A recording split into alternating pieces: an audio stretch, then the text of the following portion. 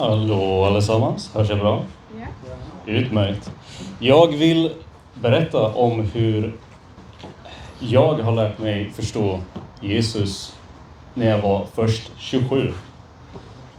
Som man gör i Sverige vanligtvis, i de flesta familjer, så går familjen till dop med bebisen för att man gör sånt. Och sen fick jag inte lära mig någonting om något resten av mitt liv.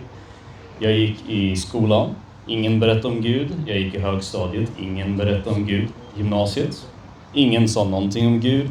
Och jag har gått till universitetet och ingen har sagt någonting om Gud överhuvudtaget. Problemet här är att jag måste gå igenom hela mitt liv och i princip uppfinna min egna moral, mina egna regler, vad jag vill tro på. Min mamma säger, det här är bra. Min farsa säger, det här är bra. Min mormor säger, gör inte så. Och jag känner bara, jag hittar på mitt eget. Jag väljer vad jag vill ha. Det är ingen som har sagt att Gud har gett oss ett medvetande. Och det medvetandet är de korrekta, absoluta moraliska reglerna för en människa. Jag förstår generellt och tyckte själv att jag var rätt smart att jag vill inte stjäla. Det är ett av de 10 budorden. Du ska inte stjäla. Men när plastpåsar på ICA kostar typ 7 spänn så slutar jag betala för dem. Så jag börjar böja på reglerna när det inte längre passar att vara en god människa. Och jag kan läsa om psykologi, jag kan läsa böcker som doktorander skriver om moral och etik, om evolution, ateism, whatever. Det är ingen som har någonting bra att säga. Det är alltid ett fel här, alltid ett fel där. Någon säger att du behöver bli ondskefull för att möta folk som är ondskefulla. Någon annan säger att du ska böja dig fram. Vad som helst. Det finns ingen som har någonting bra att säga. Men när jag var 27, någon dag, efter ett liv av ondska, efter ett liv att göra vad jag känner för. Någon kväll, typ 3 på natten, jag fick någon känsla att jag vill bara vara god. Jag vill vara god. Jag vill vara på de goda sidan. Jag vill inte göra dumma grejer.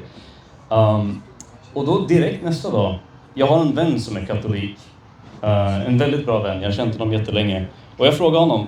Kan du bara lära mig läsa Bibeln? Och han lärde mig läsa Bibeln. Och vi började med att jag studerade lite. Jag läste lite. Jag frågade alla frågor till honom. Och han svarade alla frågor till mig. Och vi höll på så ungefär 3 månader. Innan jag insåg att det här är nog det bästa jag har läst. Det finns ingen moral som inte är så här korrekt. Det finns inget problem med någon moral. Jag kan inte hitta något fel i det jag läser. Allting jag lär mig känns helt rätt. Så efter 3 månader går jag på min första mässa här i Luleå. Det är Fader Damien här som håller i mässan. Och sen dess har jag sakta men säkert tagit del av mässan. Jag har tagit del av utbildningar angående kristendom och Jesus och Gud och så vidare.